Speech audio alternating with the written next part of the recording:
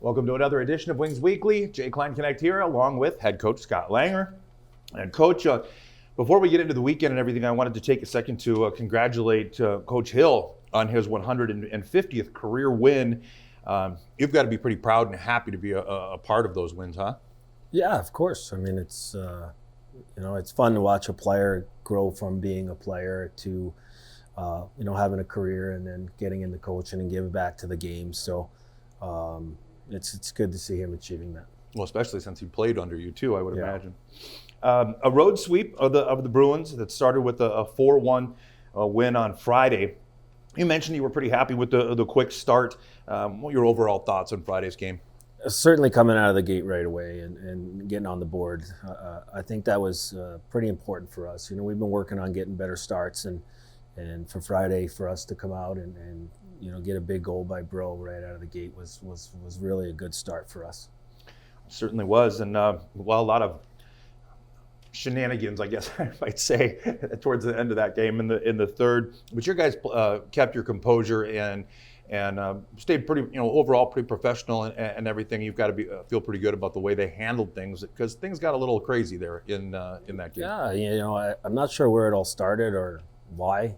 It just didn't seem like that type of game. I thought it was a fast-paced game, that two teams playing hockey, and then out of nowhere, they became unglued. So yeah, but it's always good to see your guys disciplined. We're there playing for points, and to lose personnel just goes against everything we're trying to do on the weekend. So it was good to see our guys stay composed. For sure. Well, Saturday was a tight one. A come-from-behind win that featured an exciting last-second overtime shot and goal from Mac Byers. How'd you feel about Saturday? Got a lot of shots on goal. We were out chancing them there in the first period, and they got one on the power play, which they held on to for quite a while. It wasn't that we were not getting chances. I thought their goaltending was good early on. The good thing to take out of that game is that we were able to stay consistent in our game, and we just kept going, and we kept pressing them, and we kept doing the right things defensively, and pretty much held them. They went up by 2, and our guys had no quit in their game. We answered both those goals, and obviously to finally get one in overtime is a good feeling, because I think our guys have to feel what it's like to win those games in overtime, as opposed to heading to the locker room with that bad feeling. For sure. You mentioned the personnel that was lost on Friday, and then Sheriff was ejected from Saturday's game. I kind of started to wonder if maybe being without those players, that team started to get a little tired as the game went along, and you started to see guys that were getting minutes that maybe weren't getting that many minutes earlier on, trying to rest up some of the guys that were getting a lot of shifts. Do you think that kind of helped your guys as it went into the overtime? Yeah, there's no question. You could tell in the second period they were hanging on their pants a little bit. They were trying to match against our lines the entire weekend, and once you lose personnel like that, and then you got they're in certain guys on all their lines, so they were tired. We knew it as a team, and I think we took advantage of that. Yeah, I would say so. I mean, especially I noticed in the third, it seemed like the pace really started to get a lot quicker. That you guys were definitely setting the tempo and the pace. Specialty teams on the weekend. You went 2 for 15 on the power play. A lot of chances, but you did get a couple of power play goals, and then the kill allowed 1 in 6. What are your thoughts on specialty teams overall?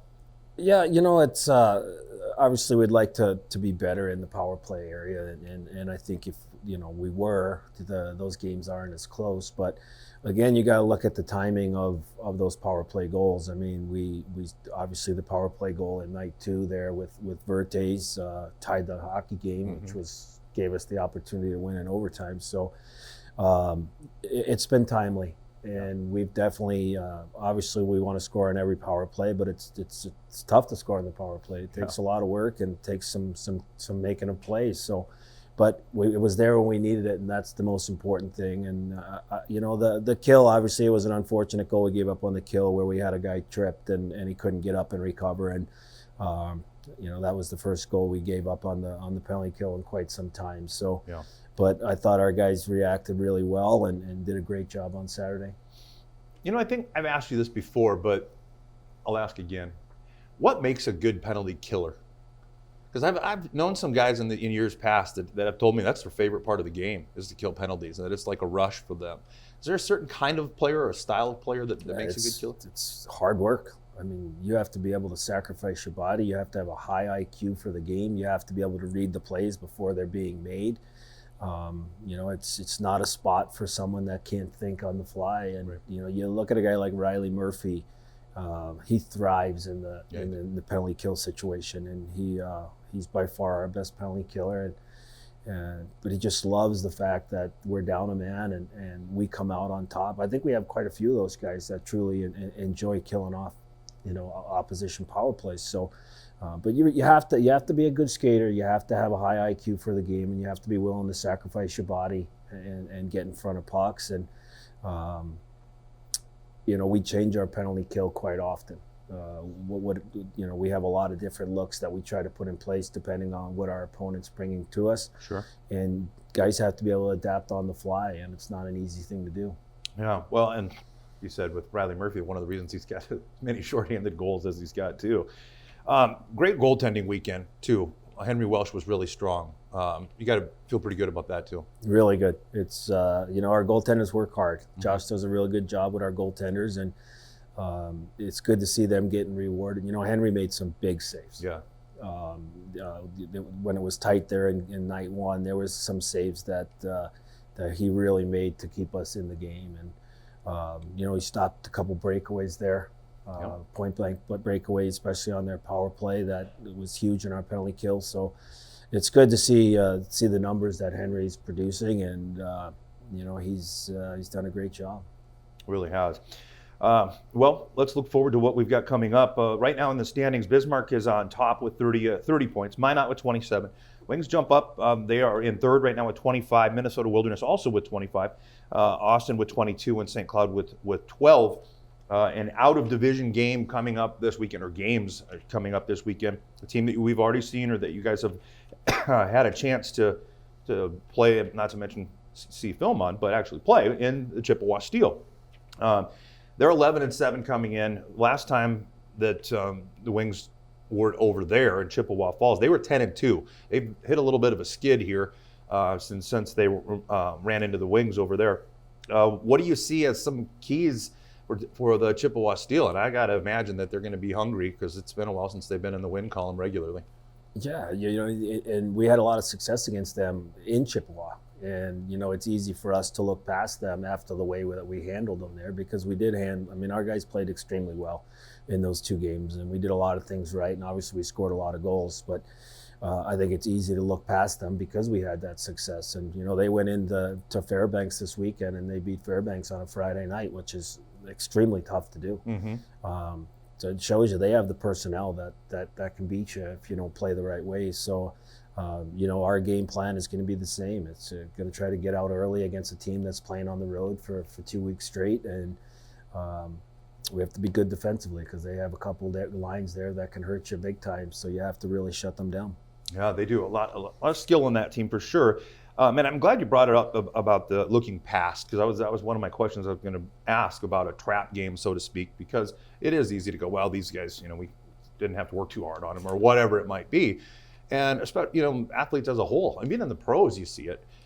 You can mentally be thinking ahead before even if you're trying to tell yourself not to. How, as a staff, is that something that you guys can address? And I think you address it right from practice one, starting tomorrow. I mean, it's going to be work all week, and when we slide into the weekend, the work rate has to be at the highest it can be. I mean, the championship teams don't get sucked into that kind of stuff too often. Mm-hmm. And it's definitely a mental state, and you hope your players understand that any night you can be beaten in the North American Hockey League. There is no trap game, so to speak. But if we're going to truly hang another banner and be a championship hockey team, we're not going to get trapped into any games. We're going to go out and give our best honest effort. Excellent. All right. Well, Coach, that's about all I've got for you here today. I know, like I say, a lot of work to do for sure. So I appreciate you coming on the show. Best of luck coming up against the Steel. Thank you. All right, folks. Well, that's going to do it for the first portion of today's show. We've got a player coming up after these words from our sponsor. Time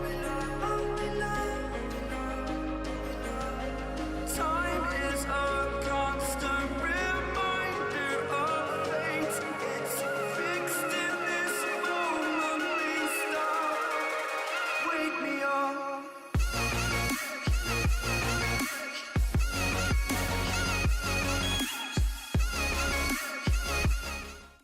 Welcome back as we continue on with Wings Weekly. And as always, or not always, but usually, we've got a player joining us here. And this time it's Mac Byers of Long Lake, Minnesota. Welcome to the show, and thanks for coming on. Thank you. Thanks for having me. Absolutely. Look forward to it. And you're a recent addition. Jumped on the bus. We're ready to rock on Monday up in Minot and scored your first goal as an Aberdeen Wing up there. I wanted to talk a little bit about your impressions of the guys, the dynamics of the team, the locker room, the facilities, everything. What were your first thoughts as you became a Wing? It was a really good first impression. It just feels like a big family here. Everyone's together, everyone works together and works their bag off every day. And, we have a really good leadership core here, as I could tell right away from walking in on the first day. And it's just a big family, and that's a big part of the Wing way, is being a family. Yeah, you're absolutely right. It's something that, it's a culture that you see it evident in the locker room with signage, with the message is always family, Wings way. I love that. You've played in the NAHL before. You played in the BCHL, spent time in the USHL, I guess this kind of ties in with my previous question about the impressions and so on. But I also wanted to talk about the style of play, because I've talked with last week. We talked with different styles with the British Columbian League. Previous to that, the Saskatchewan Junior League. What is the biggest difference in your mind compared to, say, the USHL, the BCHL, the NA? Whatever. Is there a different style? I'd say there's a different style. Being here, there's older guys, bigger, stronger, so it's a lot more physical play that you have to get used to. And with that being said, less time and space, you're going to get bumped after you have the puck, so you just got to be ready for that. Definitely. Speaking of where you've played before, you spent some time in Breck.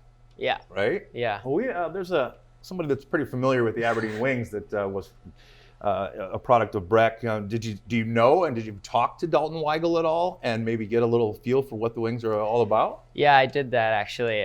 Me and Dalton were pretty close at Breck. He was one of my best friends. So I had to reach out to him and see what he said. And he only said great things about the coaching staff and about Aberdeen. He better. Yeah, no, but he loved it here, and so far I'm loving it here too. So everything he said was true. Excellent. Well, as far as your hockey, when did you get started? And I always ask that of everybody, and it probably gets a little redundant, I suppose, for those people that are watching, the fans and so on. But every now and then somebody throws me a curveball and they'll say, you know what, I didn't even start skating until I was 9 or 10 or whatever. Was that the case with you, or were you one of the 3-4-year-olds like most of them? Yeah, I was kind of a normal Minnesotan. Learned how to skate on a pond around 3 years old. It was kind of just a family thing. My dad played hockey, so he got me going at a young age. Excellent. Okay. And that transitions into my next question about your family. Do you have any brothers and sisters that play or anything like that? Mm-hmm. Tell us a little about your family. I have one older brother. His name's Mitchell. He's 25 years old. He played hockey, but he actually had to quit all contact sports due to concussions in high school. So he had a tough go with, head traumas and things like that. But yeah, so, we kind of family loves hockey. My dad played it, my brother played it, and I'm playing it now. So excellent. And mom's a big supporter, right? Yeah, definitely a hockey mom. That's usually how it goes. Okay, well, I wanted to talk to you a little about some interests that you have and hobbies, things like that. But I want to transition into some goofier stuff here in a bit. But being from Minnesota, do you fish, or do you have some hobbies and interests away from hockey? Yeah, I'd say I'm a big outdoorsman. I love fishing, just being outdoors, playing golf with friends in the summer. Okay. But yeah, I'd say one of my big habits in the summer is to go out, relax, go fishing with the guys. So excellent. If you weren't playing hockey, or say 10 years from now, your career is over, what's your dream job? What's a job that you absolutely would love to do? I'm not really sure, but I like the stock market, so having something to do with that, maybe. I'm pretty intrigued by it. So inside trader over here, thank you. This is a question I ask a lot, but it's one that's requested a lot. Mm-hmm. A lot of fans like to hear about the superstitions, because hockey players are kind of famous for, or infamous, depending upon how you look at it, for having some different superstitions or anything. Do you have any game day rituals or superstitions that you are a slave to? Yeah, I guess so. I mean, I'm not the most superstitious guy, but I will take my stick the same way every single time. I'll count every stripe around it to make sure it's all right. I probably eat the same thing every game day. But other than that, I'm not really a guy that has to put his right skate on before his left skate. But maybe if I had a couple goals the night before, I'll try it again. Yeah, no, I'm mainly just strict on my hockey stick. I have to have that right. Excellent. And the best thing about that question is it's always different. The answer is always different. I mean, how about role models? You mentioned your dad played and so on, but I bet along the lines you've had some coaches and so on. Who would you call and say are your role models? For sure my parents are, but my brother is one of my biggest role models. He's actually been 2 years sober right now, and I'm really proud of him for that. And every day he keeps fighting because it's a journey that you go through in life. So I've said as long as he keeps fighting, I'll keep fighting in the hockey world. Excellent. So he's one of my biggest role models. Very cool. Very cool. Okay, if you were a character in a movie, who would you be? Oh boy, if I was a character in a movie, maybe I'd be Will Ferrell in Step Brothers, just to see what the set was like. Set had to just been one of the funnest movie sets to be on. I never thought of that. That's a good point. I bet you're right. Will Ferrell. Gotcha. All right. How about a dream vacation? If you could go anywhere, money was not an issue, you had all the time in the world to go wherever you wanted to go, where would you go? I'd probably go to Greece. I did a project on it when I was in like 4th or 5th grade, and I've always just been intrigued by it and just want to see what it's like over there. So. Good answer. Crete and Greece would be one of mine too. Yeah. It's a good one. How about music? What are you, one of those guys, or are you country? What kind of music? I listen to it all, but I'd say I'm a big country guy. Yeah? Yeah, I like country a lot. I'll listen to it all the time. It's kind of a rarity in the locker room anymore, it seems. Every now and then we get a guy that's yeah, you get a bunch of them on a team. I'd say 4 or 5 guys that like country. So. Yeah, right on. Okay, so here's going to be one of my final questions. Well, actually, I got a couple here, but would you rather drive something like a Bentley or some sweet sports car, or maybe a Jeep or whatever, just a completely tricked out, awesome vehicle that was guaranteed to break down at least once a year, or drive a rusty, beat-up vehicle that was reliable and dependable and never broke down? Well, if it only broke down once a year, those are pretty good odds, so I think I'd go with the sports car. Okay. And I added that part because initially I was gonna say just a cut and dry, which would it be? But then I thought, yeah, that's pretty easy. let's say it's only gonna be once a year. Okay, how about if you had to live someplace that was always really hot or always really cold, which would you choose? I'd probably choose always really hot. Yeah, being from Minnesota, it's normally cold a lot in the winter, so maybe being somewhere nice for a while would be a nice change. I guess, yeah, that's depends upon, I can't stand hot, so I'd go the other way. But. All right, well, that's pretty much all the questions that I've got for you. Like I said, I say every week, it's nice for the fans to get a chance to see you guys away from the ice and kind of get a feel for who you are as a person, and certainly to welcome you to the community. Great to have you on here. So, folks, coming up, Friday, November 22nd versus the Chippewa Steel. Free Kids Friday. Kids 12 and under will receive free admission with the purchase of an adult ticket at the door. Hub City Radio is the corporate game sponsor for Friday night, and it's PC night. All Presentation College students will receive free admission courtesy of Presentation College. Saturday, November 23rd versus the Chippewa Steel once again. Skate with the Wings following the game. And that's always a fun event for people to get out. And like I say, even if you don't skate, you can come on out, walk out, whatever, and talk with the players. Both nights, the Thanksgiving food drive is going on. $2 off admission at the door with a non-perishable food donation. We'll also be starting our Aberdeen Area Chamber Ambassadors Hat and Mitten Drive this weekend and every weekend through December. Wings Away jersey auction will be Saturday, November 30th, following the game with Bismarck. Val Jark of Jark Worley Auctions will be the auctioneer. And for all the latest news and information on the Wings, visit aberdeenwings.com or follow us on Facebook, Twitter, and on Instagram. The Wings have begun their Day with the Cup promotion. If you advertise with the Wings or have season tickets and you want your business to spend a day with the Cup, contact Aaron Smith at 605-380-5852 to schedule. Remaining reserved season tickets and corporate night sponsorships are still available. Call Aaron for that as well. Doors open for all Wings home games at 5:30, and the puck always drops at 7:15. $10 general admission tickets are on sale now at any of the 4 Sea Express locations in Aberdeen, with additional purchase or upgrade to reserve by calling That's right, Aaron Smith at 380-5852. That will pretty much take care of things here for Wings Weekly. Mac, again, thank you for coming on the show. It's great to watch you play. Oh, you know what? I completely forgot to ask you about the game winner. Oh, What's that? What was that like? That's pretty awesome with 1 Yeah. second left in overtime, and you bury one. yeah, no, it was really fun. It worked out perfectly. So I got a pass from Paul and then took it down, and there was only a couple of seconds left. So I just thought I'd use the D as a screen and get it on net, and it ended up going in. So no, it was really fun to win that one with the guys. Excellent. And it was, ironically, they beat us in overtime in the final second in our building, so it was kind of nice to give it back to them. Yeah. All right, well, once again, thanks so much for coming on the show. I really appreciate it. And that will pretty much wrap up this week's Wings Weekly.